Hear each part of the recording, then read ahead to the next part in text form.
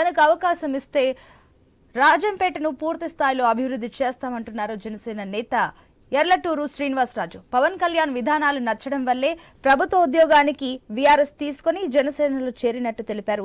రాజంపేటను model smart సిటీగా develop చేసే plan తన దగ్గర ఉందంటున్నారు శ్రీనివాసరాజు. బతుకు తెరువు కోసం అనేక మంది గల్ఫ్ దేశాలకు వెళ్లి రాజంపేట వాసులు ఇబ్బందులు పడుతున్నారని అంటున్నారు. ఇక వారిని ఆదుకుంటానని ఆయన హామీ ఇస్తున్నారు. సో శ్రీనివాసరాజుతో మా ప్రతినిధి శ్రీనివాస్ ఫేస్ టు ఫేస్. ఎన్నికలు సమీపిస్తున్న నేపథ్యంలో ప్రధాన పార్టీలు కూడా అలర్ట్ అయ్యా. ముఖ్యంగా ఇప్పటికే టీడీపీ, జనసేన, బీజేపీ పొత్తు కుదరడంతో ఆశావాకులకు కూడా ఆశలు చిగురిస్తున్నాయి. అయితే ప్రధానంగా సీఎం సొంత జిల్లాలో ప్రస్తుతం ఉమ్మడి పొత్తులో భాగంగా ఎవరికి అభ్యర్థులకు టికెట్ కానున్నాయని చెప్పి ఊహాగానాలు తెర మీదకి వస్తున్నాయి. ప్రస్తుతం రాజంపేట మీద జనసేన పార్టీ ఎక్కువ ఫోకస్ పెట్టింది. అందులో భాగంగానే ఎల్లటూరు శ్రీనివాసరాజు కూడా టికెట్ కన్ఫర్మ్ దిశగా కూడా అధిష్టానం ఆ దిశగా అడుగులేస్తుంది. ప్రస్తుతం టీడీపీ, జనసేన, బీజేపీ పొత్తులో ఎటువంటి ఆశాజనకంగా రానున్న ఎన్నికల్లో ఎటువంటి గెలుపు దిశగా ఉంటుంది, లేదంటే భారీ మెజార్టీ ఉండబోతుంది అనే పలు కీలకమైన అంశాలు ప్రస్తుతం రాజంపేట నియోజకవర్గ జనసేన నేత ఎల్లటూరు శ్రీనివాసరాజు ఉన్నారు. ఆయన అడిగి మరిన్ని వాళ్ళు అడిగి తెలుసుకునే ప్రయత్నం చేద్దాం. మీరు చెప్పండి, ఎల్లటూరు శ్రీనివాసరాజు సుపరిచితుడు, మీ ఫ్యామిలీ కూడా ప్రస్తుతం నందలూరులో రాజకీయ నేపథ్యం ఉంది. అయితే ప్రభుత్వ ఉద్యోగాన్ని కాదని రాజీనామా చేసి స్వచ్ఛందంగా ఎలక్షన్స్లో పోటీ చేయబోతున్నారు. ప్రతి ఒక్కరు కూడా ప్రభుత్వ ఉద్యోగం ఉంటే చాలు అనుకుంటే ఈ రోజుల్లో ఈ ఎక్స్పెన్సెస్లో మీరు ప్రభుత్వ ఉద్యోగానికి రాజీనామా చేసి రాజకీయాల వైపు అడుగులు వేయడానికి ప్రధాన కారణం ఏమంటారు? నమస్కారం. నేను రాజకీయాల్లోకి రావడానికి ముఖ్య ఉద్దేశం, నేను ఒక 30 సంవత్సరాల ప్రభుత్వ సర్వీస్ చేశాను. ఎన్నో డిపార్ట్మెంట్లో పనిచేశాను. చాలామందికి నా వంతు నేను సహాయం చేశాను. ఉద్యోగ రీత్యా ఎప్పుడు ఎవరు వచ్చినా కూడా కాదనకుండా వాళ్ళకి సహాయం చేయడం మొదలుపెట్టాను, చేస్తూ ఉన్నాను. నాకు మా కుటుంబం ఎప్పుడు రాజకీయ కుటుంబం కాబట్టి చాలా కాలం నుంచి రాజకీయాలు ఉన్నారు. ఇంతవరకు జెడ్పీటీసీ వరకు కూడా చేశాడు తమ్ముడు నందలూరు మండలంలో. సరే, ఈ చివరి రోజుల్లో అంటే నాకు 57 ఏళ్ళు 58 ఏళ్ళు వచ్చాయి. ఈ చివరి రోజుల్లో ప్రజాసేవ చేద్దామనే ఒక తలంపుతో రాజకీయాలకు రావడం జరిగింది. ఆ రాజకీయాలకు రావడంలో ఏ పార్టీ అయితే బాగుంటుంది అని ఆలోచించాను. నాకు పవన్ కళ్యాణ్ గారి సిద్ధాంతాలు, ఆయన భావాలు, ఆయన బడుగు బలహీన వర్గాలకు చేసే సేవ, ఆయన స్వతహాగా ఆయన సినిమాలో నటించి ఆ డబ్బులతో పార్టీ నడపడము, ఆయన నిజాయితీ, నిక్కచ్చిత్తం ఇవన్నీ కూడా బాగా నచ్చాయి. కాబట్టి నేను జనసేన పార్టీని ఎంచుకోవడం జరిగింది. ఎందుకంటే అటువంటి లీడర్ ఆధ్వర్యంలో, అటువంటి లీడర్ వద్ద పని చేస్తే ప్రజలకు సేవ చేయగలమనే ఒక నమ్మకంతో జనసేన పార్టీని ఎంచుకోవడం జరిగింది. ఆ ప్రజా సేవ కోసమే నేను రాజకీయాల్లో రావడం జరిగిందండి.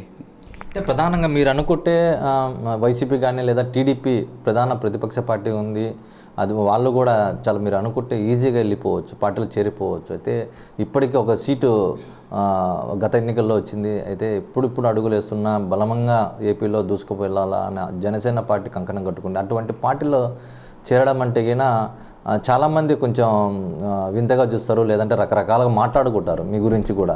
అన్ని దానిలకు అట్లా ఫేస్ చేశారు, లేదంటే అన్ని దానికి తెగిచ్చే వెళ్ళారు ఈ పార్టీలోకి?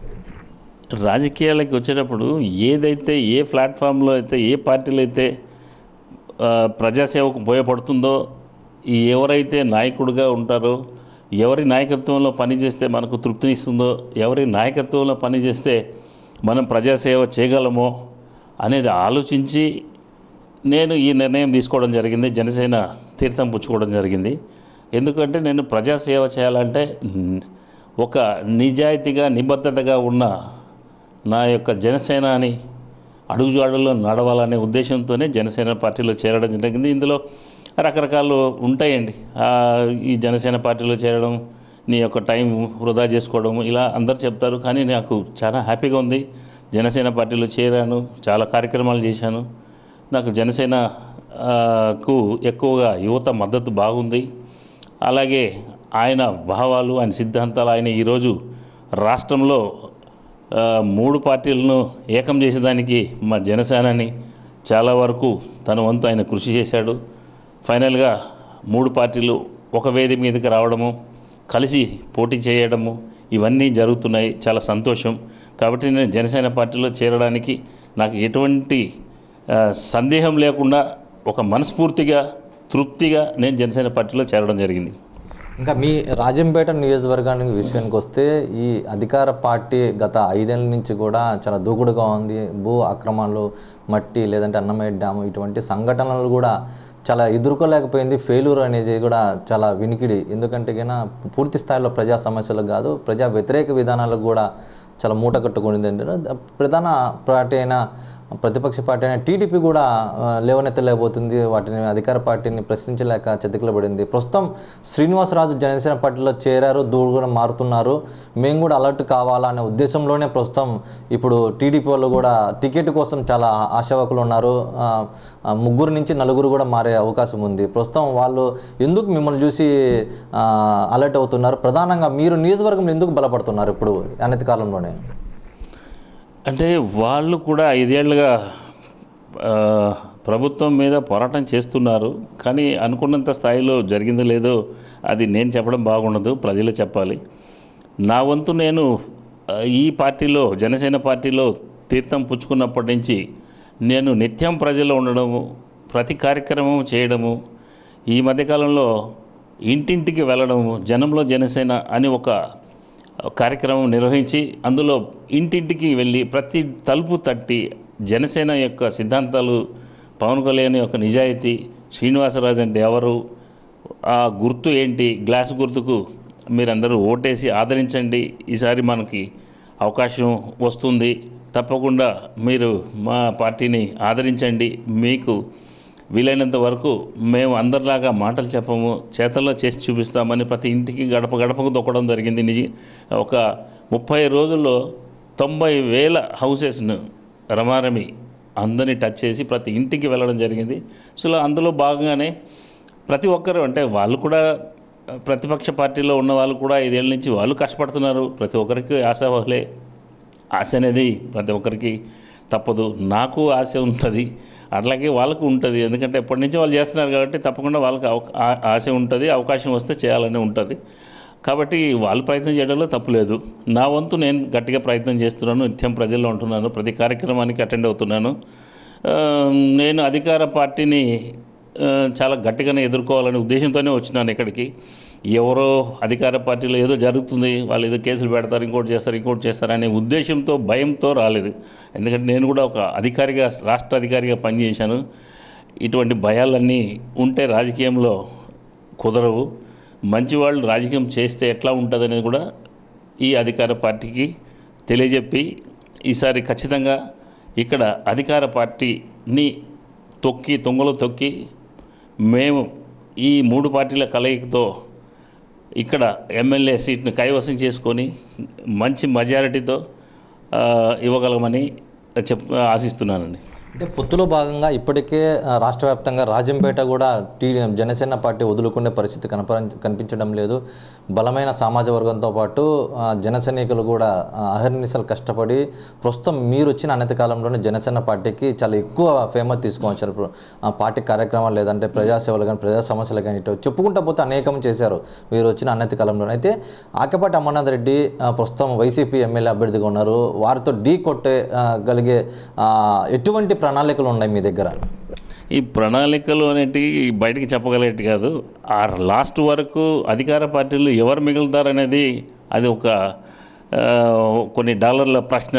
ఎందుకంటే మాకు ఉద్యోగం చేసాము 30 ఏళ్ళు, ఉద్యోగస్తులకు మాత్రమే ట్రాన్స్ఫర్లు ఉంటాయని చూసాం. కానీ ఇట్లా నాయకులకు కూడా ట్రాన్స్ఫర్లు ఉంటాయని మేము ఈ ప్రభుత్వంలోనే చూసాము. కాబట్టి నా ఎదుటి ఎవరున్నారు అనేది కాదు, నాకు నా ఎదుటిగా ఎవరు వచ్చినా కూడా, ఎటువంటి వ్యక్తి వచ్చినా కూడా నేను చేసే పని నేను చేస్తూ ప్రజల్లో మమేకం అవడము, నా అధినేత ఆశీస్సులు, నా అధినేత నేను చేసే పనిని గుర్తించి నాకు అవకాశం ఇస్తారని ఆశిస్తున్నాను. ఎవరైనా సరే, పోటీ ఎవరితో అయినా సరే ఎటువంటి ఇబ్బంది లేదు. మనం చేసే మంచి వల్ల మనం ప్రజలకి ఏదో చేస్తామనే ఒక చదువుకున్నాడు ఉద్యోగస్తుడు ఈయనైతే రాజంపేటకి ఏదైనా చేయగలడు అనే ఒక వాళ్ళకు ఒక మంచి ఉద్దేశంతో నన్ను ఆశీర్వదిస్తున్నారు, ఆదరిస్తున్నారు. కాబట్టి తప్పకుండా అపోజిట్ పార్టీలు ఎవరు అనేది చూసేది లేదు. మన పని మనం చేసుకుంటూ పోవడమే. ఆ రిజల్ట్స్ అనేది భగవంతుడు నిర్ణయిస్తాడు. సినిమాల్లోనే చూసుంటాం ఇలాంటి సీన్ని మీరు ప్రత్యక్షంగా రిజైన్ చేసి పొలిటికల్ పార్టీలోకి వచ్చారు, అది కూడా జనసేన పార్టీలోకి. అయితే మీకు ఇప్పటికే రాజంపేట నియోజకవర్గంలో అడుగడుగున ఎలటూరు శ్రీనివాసరాజన్న సైన్యము అవి ఇవి అని చెప్పి చాలా పెద్ద ఎత్తున సోషల్ మీడియాలో కూడా చూస్తుంటాము. చాలా పెద్ద ఎత్తున అభిమాన సంఘాలు కూడా ఏర్పడినాయి. దీనికి ప్రధాన కారణం ఏమంటారన్న? ఎలా చూడవచ్చు దీన్ని? మన మీద నమ్మకం, ఈ పార్టీని బలోపేతంలో నేను చేస్తున్న కృషిని నా పార్టీ జన సైనికులు, వీర మహిళలు, నాయకులు అందరూ కూడా చాలా సహృదయంతో నాకు సపోర్ట్ చేస్తూ, నేను ఎక్కడ ఏ పని చెప్పినా నా వెంట నడుస్తూ నాతో తిరుగుతున్నారు. వాళ్ళకు నా మీద నమ్మకం.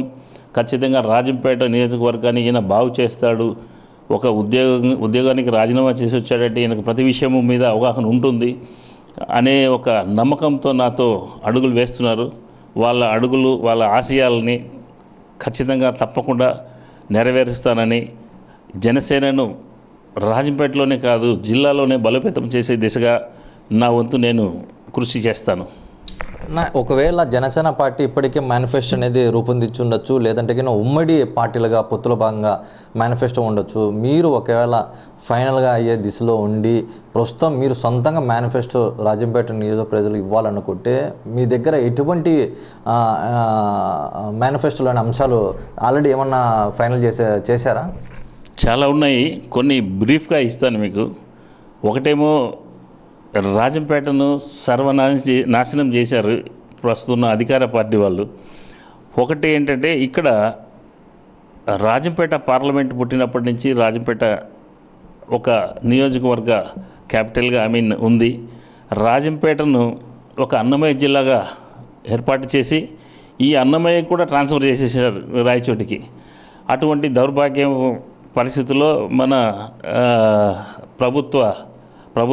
ప్రభుత్వంలో నాయకులు ఉన్నారు. కాబట్టి ఫస్ట్ నేను మా అధినాయకత్వానికి, ఉమ్మడి అధినాయకత్వానికి వినియోగించుకుంటాను. ఏదో ఒక రకంగా రాజంపేటను ఒక జిల్లా కేంద్రంగా ప్రకటించేదానికి నా వంతు ప్రయత్నం చేయడము. రెండోది, ఇక్కడ భూములన్నీ దోచుకునేదానికే ఉన్నాయి. ఇక్కడ ఒక మెడికల్ కాలేజీ పెట్టేదానికి ఇక్కడ స్థలం లేదు అని చెప్పి ఇక్కడ ఉన్న మెడికల్ కాలేజీని ఇంకొక ప్లేస్కి తరలించడము జరిగింది. సో దాని మీద కూడా నేను మా అధినాయకత్వాన్ని విన్నవించి ఇక్కడ ఒక మెడికల్ కాలేజ్ వచ్చేట్టుగా నేను గట్టిగా ప్రయత్నం చేస్తాను. అలాగే రైతులకు సంబంధించిన ఎటువంటి ఫెసిలిటీస్ లేవు. ఒక కోల్డ్ స్టోరేజ్ కానీ వాళ్ళకు ఆ కోల్డ్ స్టోరేజ్ కూడా ఒకటి సెంట్రల్ గవర్నమెంట్ సహకారంతో కోల్డ్ స్టోరేజ్ని తప్పకుండా ఏర్పాటు చేయగలుగుతాము.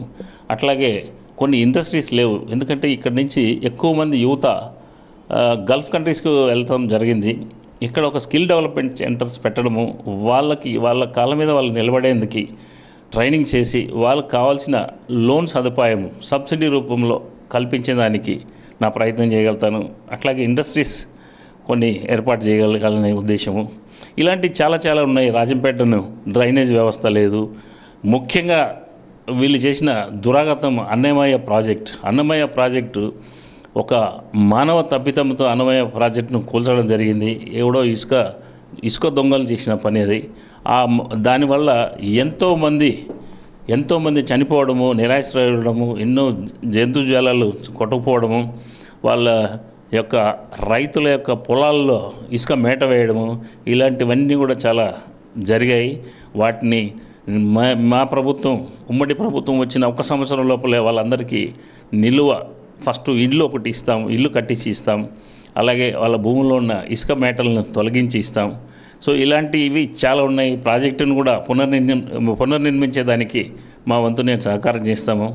ఎందుకంటే నేను ఒక చదువుకున్న వ్యక్తిగా అభివృద్ధి ఎలా చేయాలో తెలుసుకున్న వ్యక్తిగా నాకు ఇలాంటివన్నీ కూడా నాకు చాలా ఉన్నాయి. రాజంపేటకు తాగునీరు కూడా లేకుండా పోయింది సఫిషియెంట్గా. ఆ తాగునీరు ఏర్పాటు చేసేదానికి డ్రైనేజ్ వ్యవస్థ, ఆ తర్వాత రోడ్లు విస్తీర్ణము, ఇలాంటివి చాలా ఉన్నాయండి నా మేనిఫెస్టోలో. ఇవన్నిటిని కూడా నాకు దేవుడు అవకాశం ఇచ్చి నేను ఎమ్మెల్యే సీట్ ఇచ్చి ఎమ్మెల్యేకి గెలిచి చేస్తే తప్పకుండా నేను రాజంపేటను ఒక మోడల్ నియోజకవర్గంగా రాష్ట్రంలోనే ఒక బ్యూటిఫుల్గా మోడల్ నియోజకవర్గంగా తీర్చిదిద్దుతానని మీ ముందు మీ ఎదుట నేను మాటిస్తున్నాను. మరో ప్రధాన సమస్యన ఏపీలోనే అత్యధికంగా గల్ఫ్ కంట్రీస్లో ఉన్న ఏకైక జిల్లా కడప జిల్లా, అది కూడా రాజంపేట నుంచే పెద్ద ఎత్తున అక్కడికి బతుకుదేరు కోసం పోతున్నారు. ఇక్కడ మీరు అన్నట్టు ఉపాధి అవకాశాలు లేకపోవడంతోనే అక్కడికి వెళ్ళడం జరిగింది. అక్కడ కొత్తవారు పోయినప్పుడు చిన్న చిన్న కేసులలో ఫైన్ పడి ఆ ఫైన్ కూడా కట్టలేని పరిస్థితులలో జైళ్ళలో మగ్గుతున్నారు. ఒకవేళ మీ నియోజకవర్గం ఒకవేళ మీరు అన్నట్లు మీరు ఎమ్మెల్యే అభ్యర్థిగా గెలిచిన తర్వాత అక్కడ ఉన్నటువంటి గల్ఫ్ కంట్రీస్లలో చాలామంది అమాయకులు జైళ్ళలో మగ్గుతున్నారు. వాళ్ళకు బయటకు ఈడ్పించేదానికి మీ అధినాయకత్వంతో ఏమైనా మాట్లాడి బయటికి తీసుకురావడానికి ఎటువంటి కృషి చేస్తారు? తప్పకుండా, ఎందుకంటే మేము ఉమ్మడి ప్రభుత్వం రాబోతుంది. అందులో కేంద్ర ప్రభుత్వంలో కూడా బీజేపీ గవర్నమెంట్ రాబోతుంది. సో ఇక్కడి నుంచి తెలుగుదేశం, జనసేన ప్రభుత్వం రాష్ట్రంలో ముగ్గురు కూడా కలిసి ప్రభుత్వాన్ని ఏర్పాటు చేస్తారు.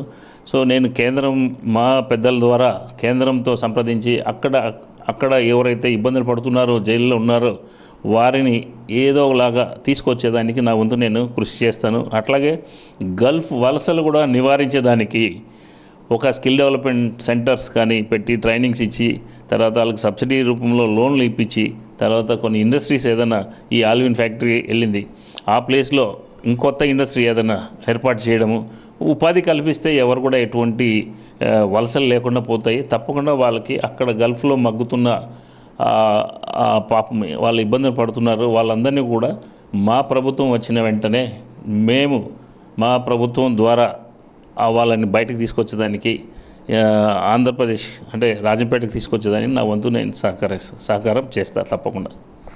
ప్రస్తుతం రాజంపేట నియోజకవర్గం ఏపీ వ్యాప్తంగా చాలా సెంటర్ పాయింట్ మారింది. ఇక్కడ ప్రధానంగా 3 పార్టీలు కూడా అభ్యర్థుల ఆశావకుల మీదనే ఆశలు పెట్టుకుని టికెట్ ఎవరికి కన్ఫామ్ అవుతుందో తెలియదు. కానీ ప్రస్తుతం జనసేన పార్టీకి మటుకు రాజంపేట నియోజకవర్గం కన్ఫామ్ అయినట్లు ఇప్పటికే చాలా ప్రచారం జరుగుతుంది. ముఖ్యంగా అధినేత పవన్ కళ్యాణ్ కూడా రాజోల నుంచి రాజంపేట వరకు టికెట్ సాధించుకుంటామని చెప్పి హింట్ కూడా ఇవ్వడంతోనే ప్రస్తుతం ఇక్కడ టీడీపీ కూడా టికెట్ ఆశించేందుకు పెద్ద ఎత్తున ప్రయత్నాలు చేస్తుంది. మరి చూడాలి, మోడల్ సిటీగా రాజంపేట నియోజకవర్గాన్ని సెంటర్ పాయింట్ చేస్తాను. తన నియోజకవర్గంలో శాశ్వత ఇంటితో పాటు పూర్తి పేదల కష్టాలు కూడా తీర్చేందుకు తన వంతు పూర్తి సహకరిస్తానని చెప్పి జనసేన నియోజకవర్గ ఇన్ఛార్జ్ ఎల్లటూరు శ్రీనివాసరావు తెలుపుతున్నారు. మరి చూడాలి రానున్న ఎన్నికల భవితం ఏ విధంగా ఉండబోతుంది. ముఖ్యంగా ఇటువంటి ప్రభుత్వ ఉద్యోగాలు తమ స్వచ్ఛందంగా పదవి విరమణ చేసిన అనంతరం రాజకీయాల్లోకి వచ్చారు. మరి ప్రజలు కూడా ప్రస్తుతం ఇటువంటి ఎడ్యుకేటెడ్ పర్సన్స్నే కోరుకుంటున్నారు. మరి ఇటువంటి ఎడ్యుకేటెడ్స్కు పొలిటికల్ పార్టీస్ ఏ విధంగా సముచిత స్థానాలు ఇస్తాయి, లేదంటే ప్రజలు ముఖ్యంగా అధినేతలు పార్టీ టికెట్ ఖరారు చేస్తేనే ప్రజలు కూడా హక్కును చేసుకుంటారు. వాళ్ళు ఓటు బ్యాంకుతోనే వాళ్ళకు ఓటు వేసి ఎమ్మెల్యేగా ఎన్నుకుంటారు. మరి చూడాలి రానున్న ఎన్నికల్లో మరి ప్రజలు అనుకున్నట్టు ఎల్లటూరు శ్రీనివాసరాజు బరిలో నిలిచి అత్యధిక మెజార్టీ గెలిచి వాళ్ళకు మోడల్ రాజంపేట సిటీగా తయారు చేస్తారు లేదో చూడాల్సిన అవసరం ఎంతైనా ఉంది. Vote studio.